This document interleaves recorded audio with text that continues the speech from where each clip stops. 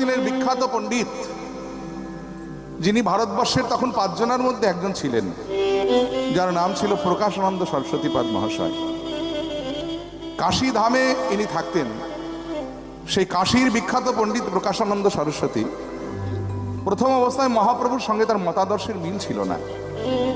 মহাপ্রভুর মতাদর্শের সঙ্গে এনার মতাদর্শ মোটেই মিলত না। কিন্তু পরবর্তীতে মহাপ্রভুকে তিনি যখন চিনতে পেরেছিলেন, কারণ পণ্ডিতের ধর্ম তো যদি পণ্ডিত কাউকে অবজ্ঞা করে ফেলে পণ্ডিত চেনার আগে,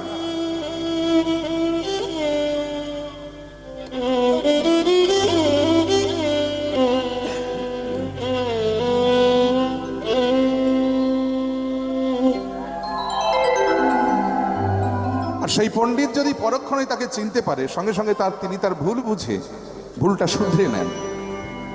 যার প্রতি অবজ্ঞা করেছেন এতদিন, তাকে ঠিক সেই সম্মানের জায়গাতেই তিনি বসান। তাই যেহেতু প্রকাশানন্দ তিনি প্রকৃতার্থে পণ্ডিত ছিলেন, তিনি প্রথম দিকে মহাপ্রভুর বিরোধিতা করলেও পরে যখন মহাপ্রভুর সঙ্গে তিনি শাস্ত্র আলোচনায় বসেছিলেন, এই প্রকাশানন্দ মহাপ্রভুর চরণে আছাড় খেয়ে পড়েছিলেন, মহাপ্রভুর চরণকে তিনি আশ্রয় করেছিলেন। সেদিন হতে মহাপ্রভু প্রকাশানন্দের নাম দিয়েছিল প্রবোধানন্দ। কেন জানেন? বলেছিলেন, ওঠো প্রকাশানন্দ, আজ থেকে তুমি আর প্রকাশানন্দ নও, আজ থেকে তোমার নাম দিলাম প্রবোধানন্দ। কেন জানো? কারণ প্র মানে হলো বিকাশ, আর বোধ মানে হলো বুদ্ধি। এই যে আজ থেকে তোমার বুদ্ধির বিকাশ হলো, এর জন্য তুমি আর প্রকাশানন্দ নও, তুমি হয়ে গেলে প্রবোধানন্দ সরস্বতী। সেই প্রবোধানন্দ সরস্বতী তিনি মহাপ্রভুর গুণাগুণ বর্ণনা করবার জন্য একটি গ্রন্থ রচনা করেছিলেন, যে গ্রন্থে মহাপ্রভুকে উদ্দেশ্য করে প্রায় সহস্রাধিক শ্লোক তিনি লিপিবদ্ধ করেছিলেন। তার মধ্যে এই শ্লোকটি মহাপ্রভুর প্রণাম মন্ত্র হিসাবে তিনি লিখেছিলেন। কি না? আনন্দ লীলাময় বিগ্রহায় হে মাভ দিব্য ছবি সুন্দরায় তস্মৈ মহাপ্রেম রস প্রদায় চৈতন্য চন্দ্রায় নমো নমস্তে। আনন্দ লীলাময় বিগ্রহায় মানে তিনি আনন্দের লীলাময় বিগ্রহ। আনন্দ কাকে বলি আমরা? দেখবেন এই জগতে আমরা প্রত্যেকটা মানুষ, প্রত্যেকটা জীব, আমরা যার যার মতো করে নিজেদের মতো করে পৃথক পৃথক ভাবে আমরা আনন্দ উপভোগ করে থাকি। সবার আনন্দ পাবার ধরন কিন্তু একরকম নয়। কেউ দেখবেন টিভি দেখে আনন্দ পায়, কেউ তাস খেলে আনন্দ পায়, কেউ মদ্যপান করে আনন্দ পায়। কিন্তু এই আনন্দ কি প্রকৃত আনন্দ? শাস্ত্রে বললেন যে প্রকৃত আনন্দ কাকে বলে না, যে আনন্দ অপরের নিরানন্দের কারণ হয় না, সেটা হলো প্রকৃত আনন্দ। মানে আপনি আনন্দ করবেন, কিন্তু আপনার আনন্দের কারণে অন্য কেউ যেন দুঃখ না পায়, এটা হলো প্রকৃত আনন্দ। এই যে টিভি দেখে আমরা আনন্দ পাচ্ছি, টিভিতে কি দেখছি? দিন রাত দেখবেন ওই বাংলা চ্যানেলগুলোতে বাংলা সিরিয়াল, আর সেখানে দিন রাত দেখবেন শাশুড়ি আর বৌমার ঝগড়াঝাটি। তাহলে দেখুন, এই বৌমা শাশুড়ির সঙ্গে ঝগড়াঝাটি করছে, শাশুড়ি বৌমার সঙ্গে ঝগড়াঝাটি করছে, মূলকে টিভির সিরিয়াল থেকে ঝগড়া শিখছে। তাহলে একজন আর একজনকে দুঃখ দিচ্ছে, এটা কিন্তু প্রকৃত আনন্দ নয়। আবার দেখুন, কেউ তাস খেলে আনন্দ পায়, নিজে তাস খেলে আনন্দ করতে গিয়ে ওদিকে সংসার চলে উঠছে, দিন রাত গিন্নির সঙ্গে দিন রাত শুধু সংসারে ঝগড়াঝাটি লেগে আছে। তাহলে একজন আনন্দ পেতে গিয়ে আরেকজনকে দুঃখ দিচ্ছে, এটাও কিন্তু প্রকৃত আনন্দ নয়। কেউ হয়তো মদ্যপান করে আনন্দ পায়, নিজে মদ্যপান করে আনন্দ করতে গিয়ে রাস্তা দিয়ে হেলতে দুলতে যেতে যেতে ভদ্রলোককে কড়া ভাষায় 2-4টে গালিগালাজ দিলেই দেখুন আপনার আনন্দের চোটে সেজন দুঃখ পেয়ে বসে থাকলো। তাহলে এটাও কিন্তু প্রকৃত আনন্দ নয়। তাহলে প্রকৃত আনন্দ কোথায় আছে? এই দেখুন, আপনারা এসেছেন কীর্তন শুনতে, আমরা এসেছি কীর্তন গাইতে। আমরা কেউ কিন্তু দুঃখ দিতে আসিনি কাউকে, এখানে সবাই আমরা এসেছি আনন্দ পেতে। তাহলে কীর্তনে আছে প্রকৃত আনন্দ। আর এই কীর্তনের পিতাকে আমার চৈতন্য মহাপ্রভু, তাই তিনি হলেন আনন্দের লীলাময় বিগ্রহ। নিতাই গৌর হরি বল। তাহলে প্রথমেই বলা হলো আনন্দ লীলাময় বিগ্রহায়, এরপরে বলা হলো হে মাভ দিব্য ছবি সুন্দরায়। হে মাভ, হেম যুক্ত আভ। হেম মানে সোনা, আভ মানে গায়ের বর্ণ। তার গায়ের বর্ণটা কেমন? না সোনার মতো। আর তারপরে কি বলছে? দিব্য ছবি। এখানে ছবি মানে কিন্তু কোনো ফটো নয়, এখানে ছবি শব্দের অর্থ হলো অবয়ব। তাকে দেখতে কেমন? না দিব্য পুরুষের মতো। তাহলে আমরা কি কি পেলাম? তিনি আনন্দের লীলাময় বিগ্রহ, তার গায়ের রং সোনার মতো, তাকে দেখতে দিব্য পুরুষের মতো। কিন্তু কথা হলো এগুলো জেনে আমাদের লাভ কি? আমরা কেন তাকে প্রণাম করব? প্রণাম পেতে গেলে তো লিগ্যাল রিজন চাই। তাকে আমরা প্রণাম দেব, কিন্তু তার বিনিময়ে তিনি আমাদের কি দিলেন এটা আমাদের জানতে হবে। বলে কেন তিনি আনন্দের লীলাময় বিগ্রহ, বলে তার জন্য আমাদের কি যায় আসে? আরে বাবা, তার গায়ের রংটা সোনার মতো, তো তাকে আমরা প্রণাম করব কেন? বলে কেন তিনি দেখতে দিব্য পুরুষের মতো, বলে এর জন্য আমরা প্রণাম করতে কেন যাব? তিনি আমাদের কি দিলেন এটা আমাদের আগে জানার প্রয়োজন আছে, তাহলে আমরা তাকে প্রণাম করতে পারি। এমন কিছু তিনি আমাদের দিলেন যার বিনিময়ে সে প্রণাম পাওয়ার যোগ্য, সেটা কি তিনি আমাদেরকে দিয়েছেন? এই প্রশ্নের উত্তর দিলেন প্রকাশানন্দ সরস্বতীপাদ মহাশয়। তিনি বললেন কেন আমরা তাকে প্রণাম করব জানেন? কারণ তিনি আমাদের একটা মহামূল্যবান বস্তু দান করেছে, যা ইতিপূর্বে কেউ কোনোদিন কাউকে কখনো দেননি। সেই বস্তুটা কি না, তস্মৈ মহাপ্রেম রস প্রদায়, অর্থাৎ মহাপ্রেম। সেই মহাপ্রেম যিনি আমাদেরকে দান করেছেন, যে প্রেম গোলকে গোপনে ছিল, যার সন্ধান কেউ জানত না, যা ঈশ্বরীর হৃদয় ভাণ্ডারের ধন, ইন্দ্রের বাঞ্ছিত ধন, ব্রহ্মার বাঞ্ছিত ধন, গোলকের গোপনের ধন, যার সন্ধান কেউ জানত না, যা চির অনর্পিত ছিল। রূপ গোস্বামীপাদ বললেন না যে অনর্পিত চরিং চিরাত করুণা অবতীর্ণ কলো সমর্পয়তুল্লত উজ্জ্বল রসাংশ ভক্তি শ্রিয় হরিপুরাট সুন্দর দ্যুতি কদম্ব সন্দীপিত সদা হৃদয় কন্দরে স্ফুরতু বসুচিনন্দ। অর্থাৎ যে প্রেম দেবতার দুর্লভ ছিল, যার সন্ধান কেউ জানত না। এতদিন ভারতীয় দর্শন শুধুমাত্র 4টি স্তম্ভের উপরে দাঁড়িয়েছিল। কি কি?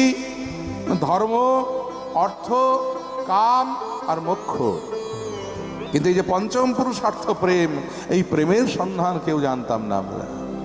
এই প্রেম এনে দিয়েছিলেন আমার চৈতন্য মহাপ্রভু।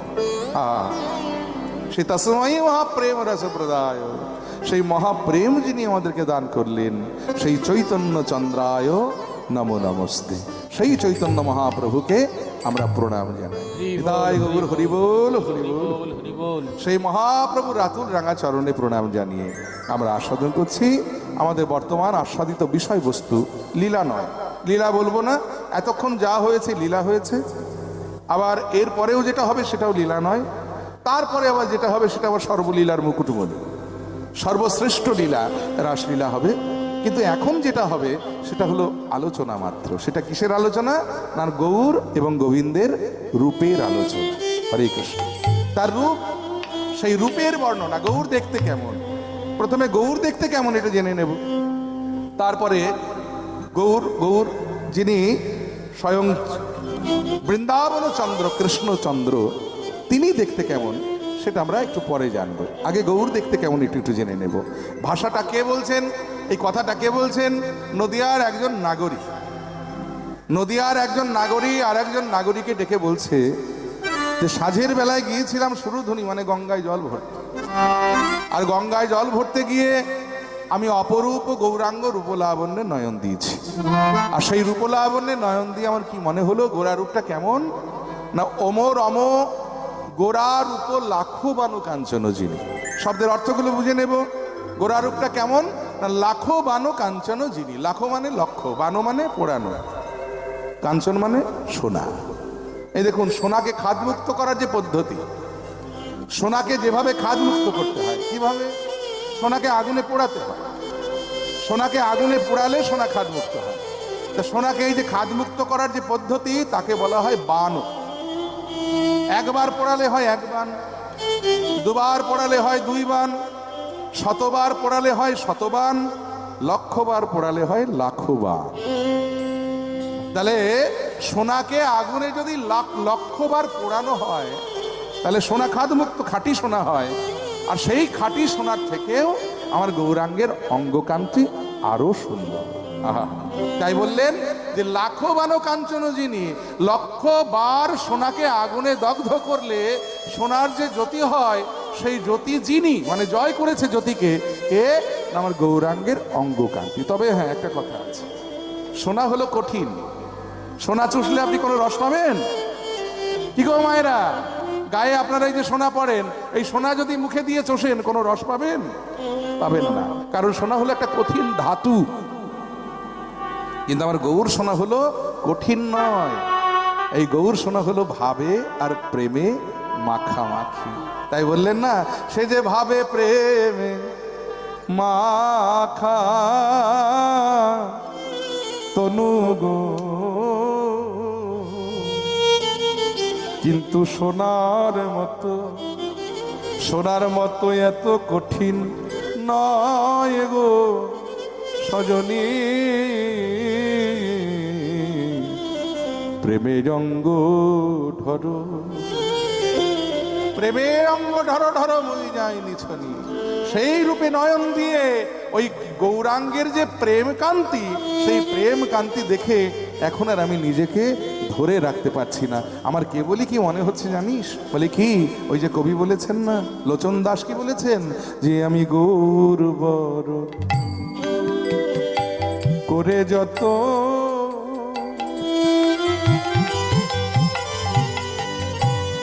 আমি রাখবো হিয়ার মাঝে, আমি গৌর বরণ পরব ভূষণ যেখানে যা সাজে। আমি গৌর বরণ করে যত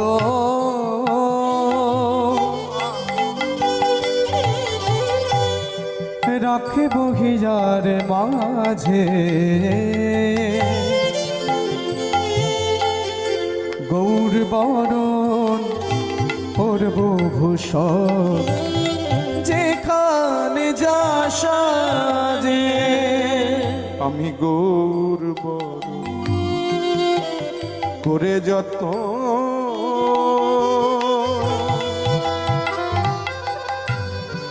রাখব হিয়ার মাঝে, আবার গৌর বরণ পরব ভূষণ যেখানে যা সাজে। আমি গৌর বরণ করে যত রাখিব হিয়ার মাঝে, আমি গৌর বরণ পরব ভূষণ যেখানে যা সাজে। আমি পরব ভূষণ গৌর বরণ, আমি পরব ভূষণ গৌর বরণ, আমি পরব ভূষণ গৌর বরণ, আমি পরব ভূষণ গৌর বরণ, আর দেশে দেশে বেড়াবো সর্বক্ষণ পরব ভূষণ গৌর বরণ। আমি দেশে দেশে বেড়াবো সর্বক্ষণ পরব ভূষণ গৌর বরণ, আবার গৌর বরণ ফুলের ঝাপা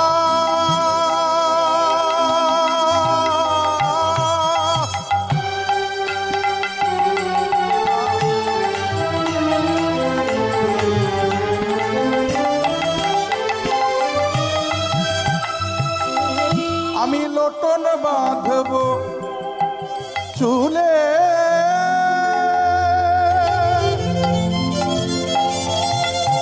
গৌর বলে গরব করে পথে যাব চলে। আমি গৌর বলে গরব করে পথে যাব চলে। আমি গৌর বলে গরব করে পথে যাব চলে। আমি গৌর বলে গরব করে পথে যাব চলে। আমি একটু বুঝিয়ে বলি তোমাদের, মানে আমি সবারটা শুনতে পাচ্ছি কিন্তু আমারটা শুনতে পাচ্ছি না মনিটরে, বুঝতে পেরেছ? সব শোনা যাচ্ছে, কিবোর্ড শুনতে পাচ্ছি, খোল শুনতে পাচ্ছি, বেহালা শুনতে পাচ্ছি, ওর গলা শুনতে পাচ্ছি, কিন্তু আমার গলাটা আমি মনিটরে শুনতে পাচ্ছি না, বুঝতে পেরেছ? এইটা ঠিক করে। আউটপুট আমার কানে আসছে কিন্তু আমার মনিটর আসছে না। হ্যাঁ, আমি গৌর বলে গরব করে পথে যাব চলে। আমি গৌর বলে গরবে করে পথে যাব চলে। আমি গৌর বলে বেড়াইব, আমি গৌর বলে বেড়াইব, আহা গৌর বলে বেড়াইব। আমি গৌর বলে বেড়াইব, ওই নদিয়ার পথে পথে গৌর বলে বেড়াইব। ওই নদী আর পথে পথে গৌর বলে বেড়াইব। আবার গৌর বরণ গোরচনা আমি গৌর লিখব গাই। গৌর বলে জীবন যৌবন আমি সপে দেব পাই। আহা গৌর বলে জীবন যৌবন সপে দেব পায়। আমার কুলের মূল পাড়ি ভাসাবো গঙ্গার জলে। আবার লাজের মুখে আগুন দিয়া বেড়াবো গৌর বলে। আহা লাজের মুখে আগুন দিয়া বেড়াবো গৌর বলে। তবে তোমরা বলছো কি সই গোরা রূপে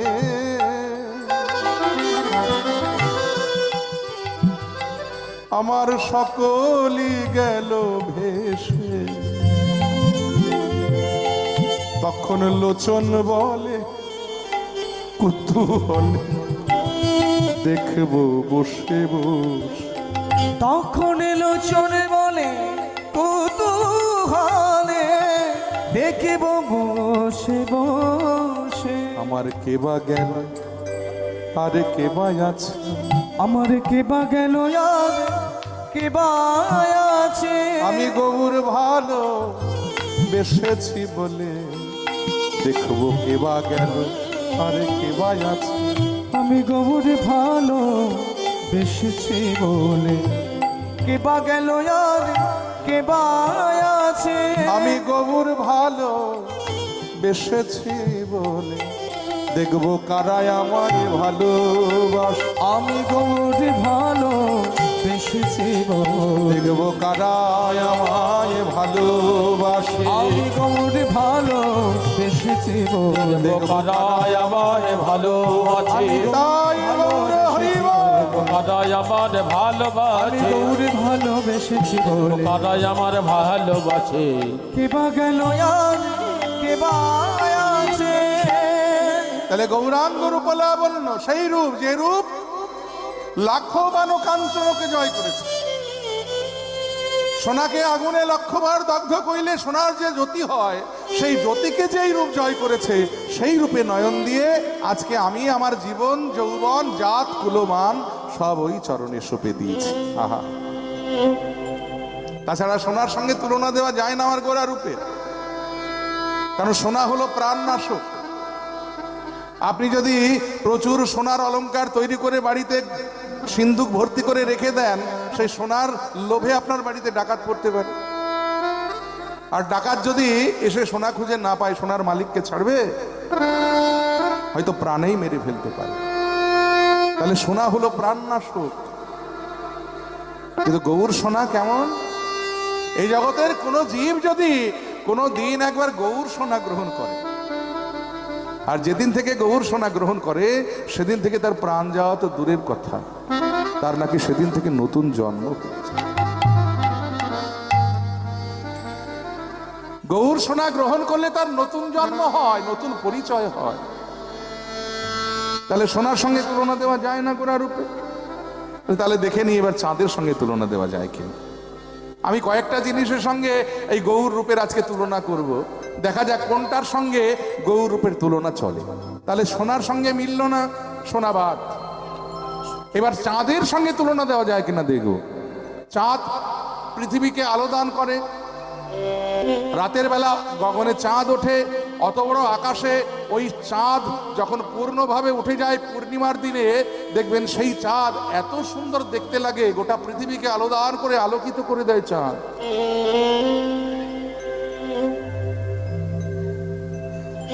ছটা ঋতু আমাদের, ছটা ঋতুতে 12টা চাঁদ ওঠে, আর প্রত্যেক মাসে একটা করে পূর্ণিমা আছে। তবে কোন চাঁদ সবচাইতে দেখতে সুন্দর জানেন? এই 12টা চাঁদের মধ্যে সবচাইতে সুন্দর চাঁদ হলো শরতের চাঁদ। শরতের চাঁদকে কবির ভাষায় দেখবেন সবচাইতে সুন্দর বলা হয়। বলে আমি 11টা চাঁদ বাদ দিলাম, শরতের চাঁদের সঙ্গে আমার গোরা চাঁদের তুলনা করে দেখি মেলে কিনা। পাশ থেকে বলে না রে, শরতের চাঁদের সঙ্গে তুলনা দেওয়া যাচ্ছে না। বলে কেন? ওই যে কবি বলেছেন না, আহা কি ছাড়ো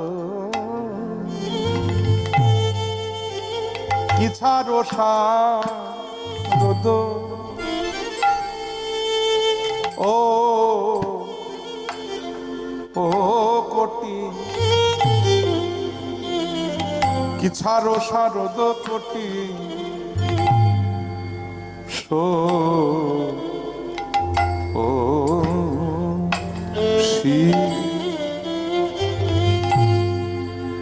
শারদ কোটি, শারদ কোটি শশী নাগরী রে, কি ছাড়ো শারদ, ও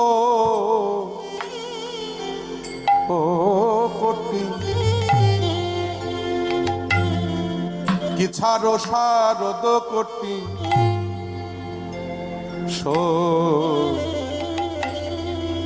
ও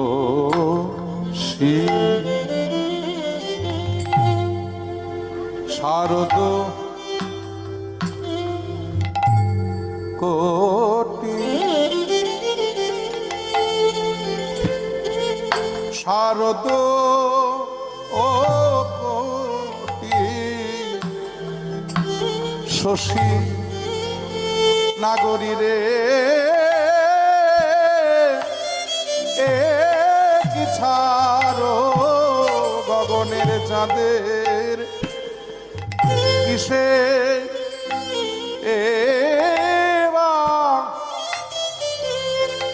কিসে বাগনি রে, আমার গোরা মুখ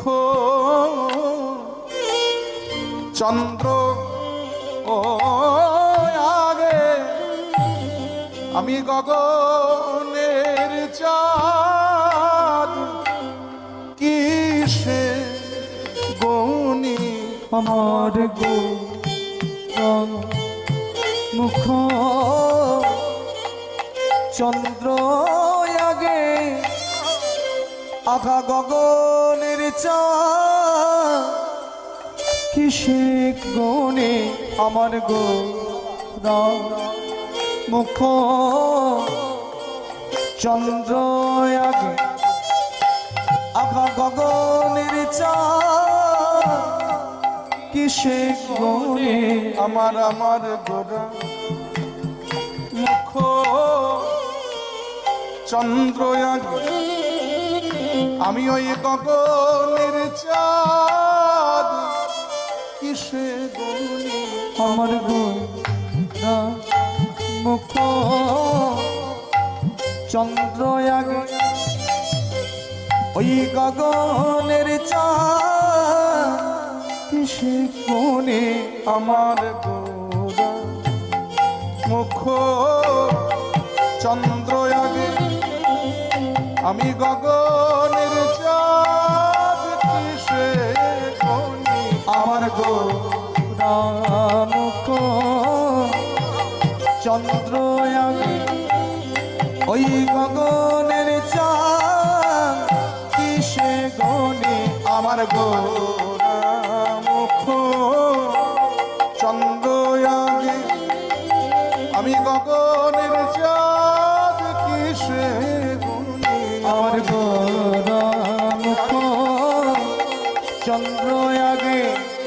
ওই গগনের চাঁদ কিসে গনে আমার গোরা মুখ চন্দ্র আগে ওই গগনের চাঁদ কিসে গনে আমার গোরা মুখ চন্দ্র আগে ওই গগনের চাঁদ কিসে গনে আমার গোরা মুখ চন্দ্র আগে গগনের চাঁদ কিসে গনে আমার গোরা মুখ চন্দ্র আগে গগনের চাঁদ কিসে গনে আমার গোরা মুখ চন্দ্র আগে হে গগনের আমার গোরা মুখ চন্দ্র আগে গগনের চাঁদ কিসে গগনের চাঁদ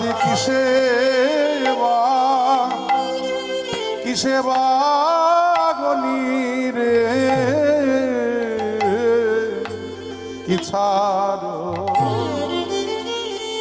আহা বলছে কি ছাড়ো শারদ কোটি শশী শশী মানে হলো চাঁদ শারদ কোটি শশী একটা দুটো নয় গগনে শরতের যে চাঁদ ওঠে সেই চাঁদ একটা চাঁদ নয় যদি কোটি চাঁদকেও একত্রিত করা হয় সেই চাঁদের শোভার সঙ্গে আমার গোরা চাঁদের তুলনা দেওয়া যায় কারণ দেখবেন চাঁদের কলঙ্ক আছে ও মায়েরা চাঁদ সুন্দর কিন্তু চাঁদের ভিতরে দেখবেন যে কালো কালো ছোপ ছোপ দাগগুলো সেই দাগ দিয়ে চাঁদ হয়েছে কলঙ্কিত আমার গোরা চাঁদেরও দাগ আছে গোরামুখ চন্দ্রেও দাগ আছে কোন দাগ না তিলকের দাগ তবে গোরার মুখচন্দ্রে যে তিলকের দাগ সেই তিলকের দাগ দ্বারা গোরার মুখচন্দ্র হয়েছে অলঙ্কৃত তাহলে এবার আপনারা বিচার করে বলুন কলঙ্কিত চাঁদ দেখবেন না অলঙ্কৃত চাঁদ দেখবেন হ্যাঁ শুধু তাই নয় এই দেখুন চাঁদ হলো 15 কলায় পূর্ণ গগনের চাঁদের 15 কলা আছে 16 কলা নয় কিন্তু গগনের চাঁদ 15 কলা হিসেব করুন অমাবস্যার পরের দিন থেকে প্রতিপাদ দ্বিতীয়া তৃতীয়া চতুর্থী পঞ্চমী ষষ্ঠী সপ্তমী অষ্টমী নবমী দশমী একাদশী দ্বাদশী ত্রয়োদশী চতুর্দশী তারপরে পূর্ণিমা তাহলে দেখুন 15 কলায় হলো চাঁদ পূর্ণ কিন্তু গোরা চাঁদ 16 কলায় পূর্ণ গগনের চাঁদের 15 কলায় আছে কিন্তু গোরা চাঁদের 16 কলায় আছে শুধু তাই নয় গগনের চাঁদ সারা পৃথিবীকে আলো দান করে কথা সত্য কিন্তু গগনের চাঁদের আলো 3টি জায়গায় প্রবেশ করে না কোন কোন জায়গা একটা হলো বদ্ধ ঘরের কোণ আরেকটি হলো গহন বনের মাঝে আরেকটি হলো এই ভক্তের হৃদয়ের মাঝে প্রাকৃত চাঁদের আলো যেমন প্রবেশ করতে পারে না কিন্তু গৌর চাঁদ যদি কৃপা করে কোন যুগের ভাগ্যাকাশে একবার উদয় হয় কিবা নিশি কিবা দিবা দিন রাত্রি কোনো কিছু মানে না তাকে যদি কায় মনোবাক্যে ডাকা হয় হে চাঁদ তুমি একবার দেখা দাও চাঁদ কোনো তিথি লাগে না গৌর চাঁদ অমনি কোনে বনে মনে উদয় হয় আহা কোনে বনে মনে উদয় হয় গো গো কোনে বনে মনে উদয় হয় গো বনে বনে বনে উদয় হয় গো বলি সকলে আধার দূর করে দেয় কোনে বনে মনে উদয় হয় আহা সকল আধার দুটি করে দেয় কোনে বনে মনে উদয় হয় গো গো সকলে আধার আধার দূর করে দেয় কোনে বনে মনে উদয় হয় গো আহা সকল আধার দুটি করে দেয় কোনে বনে মনে উদয় হয় গো বলি সকলে আধার দূর করে দেয় আরে কোনো আধার থাকে না গো। আকাশ সকল আধার দুটি করে ওই কোনো আধার থাকে না গো। আকাশ সকলে আধার দুটি করে কোনো আদান থাকে না গো, সকলে আধার দুটি করে কোনো আদান থাকে না গো, ওই সকলে আধার দুটি করে কোনো আধান থাকে না গো। কোলে মনে মনে উদয় হয় গো। তাহলে চাঁদের সঙ্গেও তুলনা দেওয়া গেল না। সোনা চলে গেল, মানে সোনা বাদ হয়ে গেল, চাঁদ বাদ হয়ে গেল। এবার দেখি আর কিসের সঙ্গে তুলনা দেওয়া যায়। বলে কি ছাড়ো শারদ কোটি শশী, আরে ভুবন করেছে আলো। আগা ভুবন করেছে আলো সজনী রে,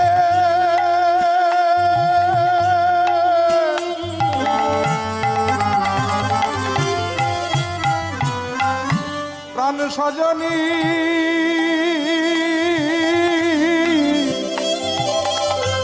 ওই না ভুবন করেছে আলো। ওই না ভুবন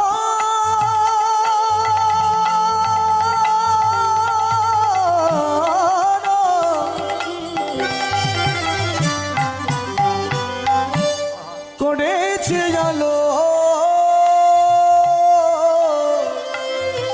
আমার আমার গোরা মুখের হাসি। ওই না ভুবন করেছে আলো ভুবন করেছে আলো গোডা আমার গোডা মুখের হাসি। যেন হাসি নয় হাসি নয়, যেন হাসি নয় হাসি নয় যেন হাসি নয় হাসি নয়, যেন হাসি নয় হাসি নয়, যেন নদিয়া নাগরীর গলার ফাঁসি। হাসি নয় হাসি নদিয়া নয়, নগরীর গলার ফাঁসি হাসি নয় হাসি নয় ওই নদিয়া নাগরীর গলার ফাঁসি। হাসি নয় হাসি নয়, নদিয়া নগরীর গলার ফাঁসি নয় হাসি নয় এটা হাসি তো নয়, যেন নদিয়া নাগরীর গলার ফাঁসি। ওই রূপে যে একবার নয়ন দিয়েছে তার গলায় ওই ফাঁসিটা পড়েছে। আর ফাঁসিতে কি করেছে জানিস? বলি টেনে চরণে কইল দাসী। ওই নদিয়া নগরীর গলার ফাঁসি টেনে চরণে কইল দাসে, নদিয়া নগরীর গলার ফাঁসি চরণে কইল দাসে, নদিয়া নগরীর গলার ফাঁসি চরণে কইল দাসে, নদিয়া নগরীর গলার ফাঁসি চরণে কইল দাসে। হাসি নয় হাসি নয় ভুবন করেছে আলো। আগা ভুবন করেছে আলো গোডা আমার গোডা মুখের হাসি। তাহলে হাসি তো নয় গোরা মুখে, যেন নাগরীর গলার ফাঁসি। আর ওই ফাঁসিতেই তো টেনে নিয়ে এসে গৌর চরণের দাসী করে দিয়েছে সবাই। যারা একবার ওই রূপে নয়ন দেয় তারা গৌর চরণের দাসী হয়ে যায়। তাদের পরিচয় হয় তারা গৌর চরণের দাসী, আর কোনো পরিচয় তাদের থাকে না। প্রাকৃত জগতের সকল পরিচয় তারা মুছে দিয়ে গৌর চরণের দাসী হয়ে যায় চিরজন্মের মতো। এটাই হলো এই হাসির মূল, মানে মূল মর্ম। গৌর মুখে যে হাসি, বদনে যে হাসি, ওই হাসি দিয়ে যে রাশি রাশি সুধা ঝরছে, ওই হাসি তো নয়, যেন নদিয়া নাগরীর গলার ফাঁসি। আর একটা জিনিস দেখেছি, বলে কি, ওই যে ভাঙগঞ্জে মদন, আহা ভাঙগঞ্জে মদন মদন ধান কি, মদন ধান কি, আহা ভাঙগঞ্জে মদন ধানুকে আহা মদন ধানুকে। ভাঙ, ভাঙ মানে হলো ভুরু, গঞ্জে মানে গঞ্জনা দিচ্ছে কাকে? মদন ধানুক, মানে মদনের ধনুককে গঞ্জনা দিচ্ছে, ভৎসনা করছে কে? আমার গৌরাঙ্গের ভুরুরূপী ভুজং, ভুরুরূপী ধনুক। এই যে জোড়া ভুরু দেখে মনে হচ্ছে যেন একটা ধনুক, আর এই ধনুক ভৎসনা করছে কাকে? না মদনের ধনুককে। কেন না বলছে মদনের ধনুক তোমাতেও বান ছোড়া যায়, আবার আমাতেও বান ছোড়া যায়। তবে তোমার বান দিয়ে তুমি জীবকে কুপথগামী করো। তুমি কাউকে ছাড়নি, ব্রহ্মাকে ছাড়নি, ভোলানাথকে ছাড়নি, ইন্দ্রকে ছাড়নি, চন্দ্রকে ছাড়নি। তোমার দ্বারা বান নির্গত হয়ে সেই বানের দ্বারায় এই ভোলানাথ, ব্রহ্মা, ইন্দ্র, চন্দ্র সবাইকে তুমি জর্জরিত করে দিয়েছো, সবাইকে তুমি পাপ কর্মে লিপ্ত করেছো, এদেরকে তুমি নরকগামী করেছো, কুপথগামী করেছো। আমাতেও বান ছোড়া হয়, আমাদের যে বান ছোড়া হয় সেই বান হলো দুটি নয়নরূপী বান। আর এই বান যদি কারো হৃদয়ে বিদ্ধ হয় তাহলে তার কি হয় জানো? আমার দ্বারা যে নয়নরূপী বান ছোড়া হয় সেই বান যদি কারো হৃদয়ে বিদ্ধ হয় সঙ্গে সঙ্গে সেই জীব নরকের পথে যায় না। সেই জীব আমার বানে জর্জরিত হয়ে সে কি করে জানো? বলি গোলকগামী হয় গো, গোলকগামী হয় গো, গোলকগামী হয় গো, সে যে গোলকগামী হয় গো। কৃষ্ণ পদে মতি হয়, গোলকগামী হয়। সে যে কৃষ্ণ পদে মতি গায় গোলকগামী হয় গো। আরে কৃষ্ণ পদে মতি হয় সে গোলকগামী হয়। তারে কৃষ্ণ পদে মতি গায় গোলকগামী হয় গো। তাই ভাঙগঞ্জে মদন মদন ধানুকি, আহা মদন ধানুকি, আহা ভাঙগঞ্জে মদন ধানুকে, আহা মদন ধানুকে। আরে কুলবতী পুনবতী, ওই না কুলবতী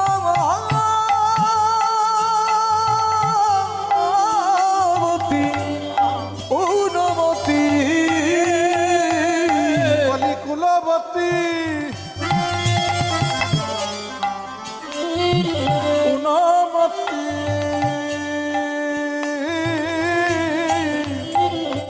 আমায় পাগলিনী কইলে রে, আমায় পাগলিনী কইলে রে, বলি পাগলিনী কইলে রে, পাগলিনী কইলে রে, আমার তেনারে নাই, আমাতে আর যাবি না, আমায় পাগলিনী কইলে রে, বলি আমার তেনা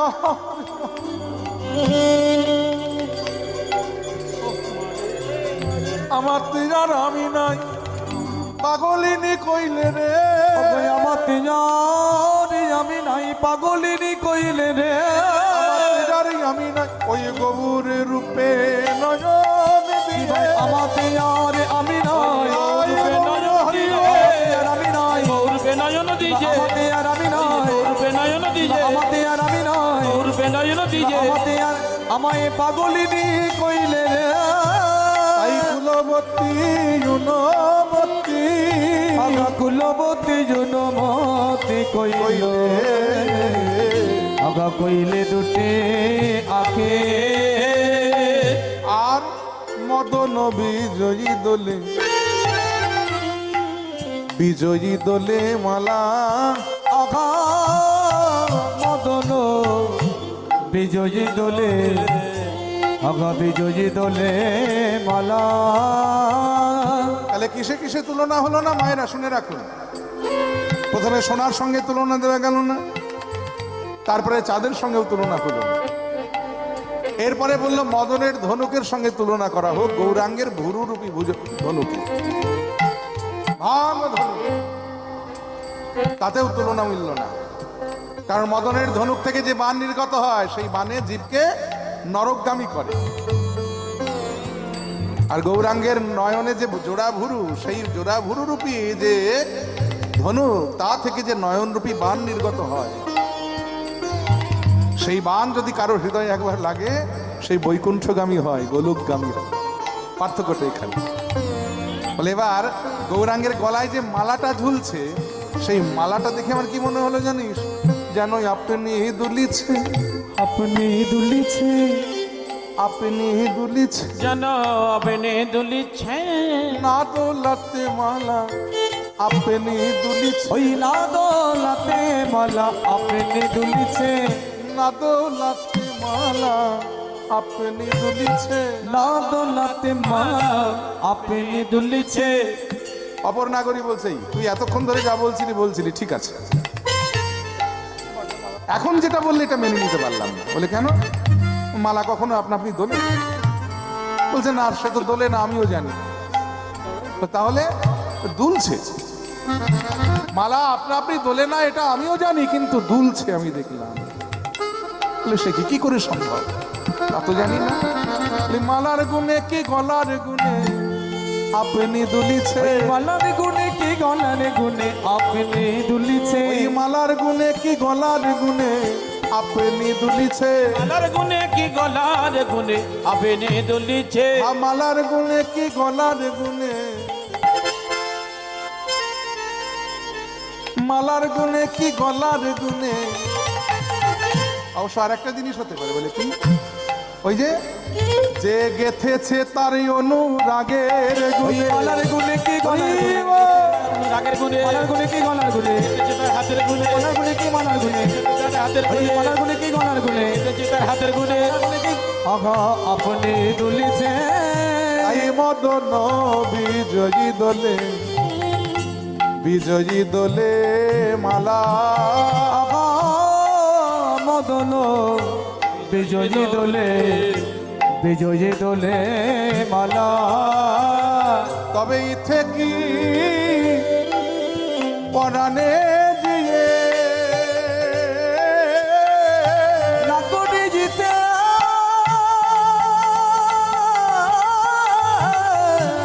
কি পরাণে জিয়ে তবে ইথে কি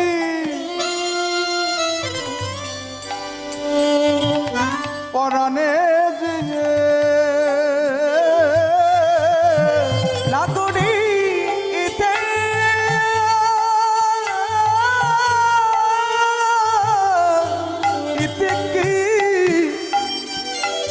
ইতে কি পরাণে জিয়ে ওই কামিনী অবলা নাগরি জিতে কি পরাণে জিয়ে ইতে কি পরাণে জিয়ে কামে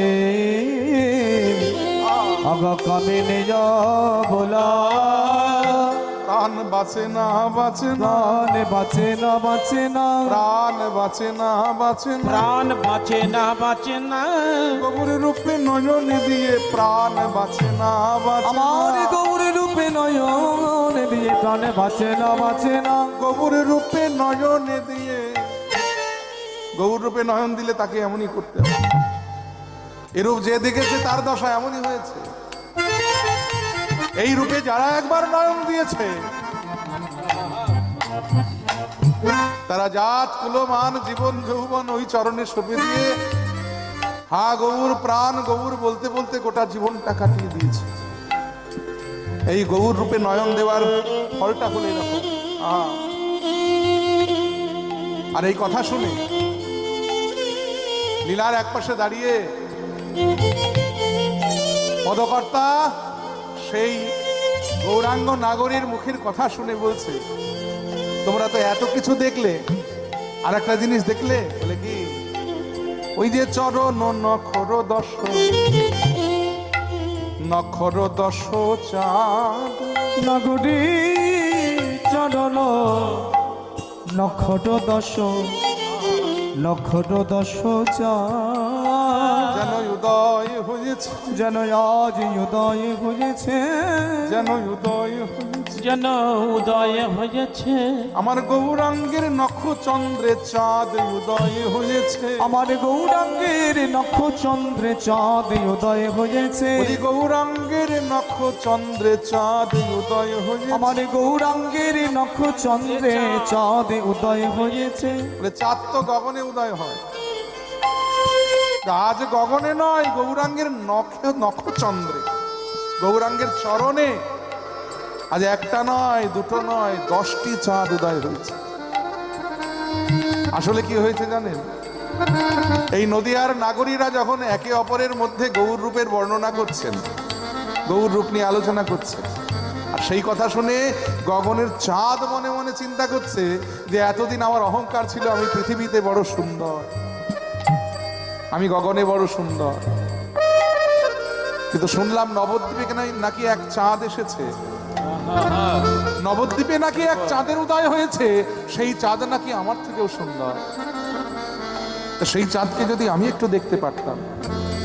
আর এই চিন্তা করে গগনের চাঁদ নবদ্বীপের মাটিতে নেমে এসেছে। দূর থেকে গৌর চাঁদকে দেখে গগনের চাঁদ মোহিত হয়ে গেছে। আহা, গগনের চাঁদের অহংকার চূর্ণ হয়ে গেছে। গৌর রূপে নয়ন দিয়ে চাঁদ আর নয়ন ফেরাতে পারছে না, গিয়ে আছাড় খেয়ে পড়েছে গৌরাঙ্গের রাতুল রাঙা চরণ, চরণ দুটো জড়িয়ে ধরে বলছে, হে গৌর চাঁদ, এতদিনই আমাতে বড় অহংকার ছিল, আমি বড় সুন্দর, কিন্তু আজ তোমার রূপের কাছে আমার অহংকার চূর্ণ হয়ে গেল। আমি তোমার রূপে নয়ন দিয়ে মোহিত হয়ে গেলাম। শুনেছি কতজন আগে তো তুমি তোমার চরণে আশ্রয় দিয়েছ, তাই ও হে গৌর চাঁদ, আমি বড় আশা নিয়ে তোমার কাছে আজ এসেছি। তোমার চরণে আমি করজোরে নিবেদন করছি, আমায় একবার আশ্রয় দাও হে, আমায় আশ্রয় দাও হে, আমায় একবার আশ্রয় দাও, আমার আশ্রয় দাও হে, তোমার রাঙা চরণে আমায় আশ্রয় দাও, তোমার রাঙা চটনে আমার আশ্রয় দাও হে, তোমার রাঙা চরণে আমায় আশ্রয় দাও, তোমার রাঙা চরণে আমার আশ্রয় দাও হে। বলে না, চরণে আশ্রয় দিতে পারবো না, কারণ চরণে আর জায়গা নাই। এই নদিয়ায় অবতীর্ণ হয়ে আমি অনেক পাপী তাপী, অনেক পতিত জনাকে আমার চরণে আমি ঠাঁই দিয়েছি, তাই চরণে তো জায়গা নাই, তাই চরণে আর আশ্রয় দিতে পারবো না। তখন গগনের চাঁদ কেঁদে কেঁদে বলছে, গৌরে, শুনেছি তুমি হলে পতিত পাও, যদি পতিতকে তুমি তোমার চরণে ঠাঁই দিয়ে থাকো, আর চরণে যদি আর জায়গা না থাকে, তোমার চরণের যে 10টি নখ, সেই 10 নখে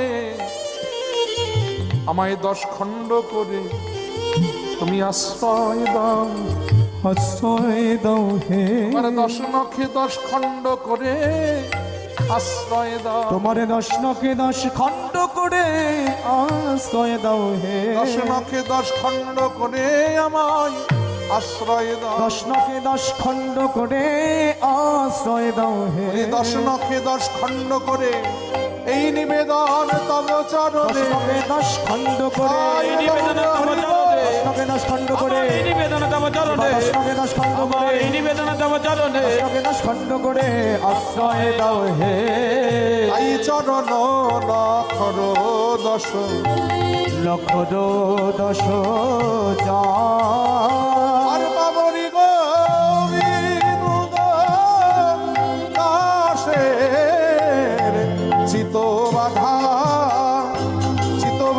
ফান রে, মরি মরি মরি রে, আবার চিত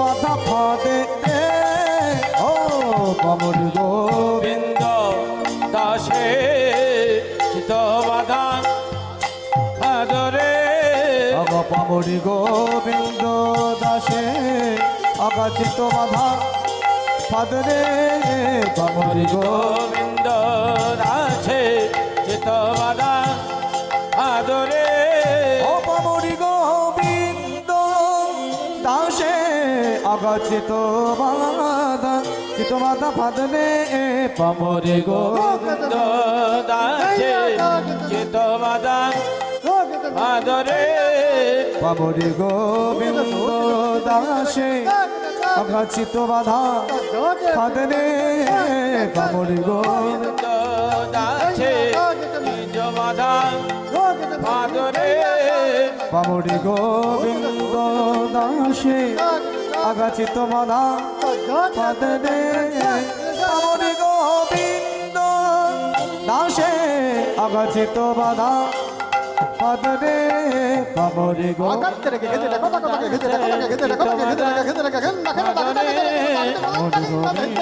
দাসে চিত বাধা পাদরে পামরি গোবিন্দ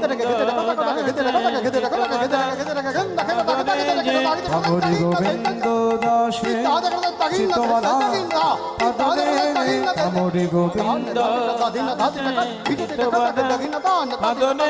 পামরি গোবিন্দ দাসে চিত বাধা পাদরে পামরি গোবিন্দ দাসে চিত বাধা পাদরে পামরি গোবিন্দ দাসে চিত বাধা পাদরে পামরি গোবিন্দ দাসে অপজিত বাধা পাদরে পামরি গোবিন্দ দাসে চিত বাধা পাদরে পামরি গোবিন্দ দাসে চিত বাধা পাদরে পামরি গোবিন্দ দাসে চিত বাধা পাদরে পামরি গোবিন্দ দাসে চিত বাধা পাদরে পামরি গোবিন্দ দাসে চিত বাধা পাদরে পামরি গোবিন্দ তাই গৌর হরিবল উলধ্বনি জয়ধ্বনি গোবিন্দ দাসে চিত বাধা পাদরে পামরি গোবিন্দ দাসে চিত বাধা পাদরে পামরি গোবিন্দ দাসে চিত বাধা ফাদ রে পামরি গোবিন্দ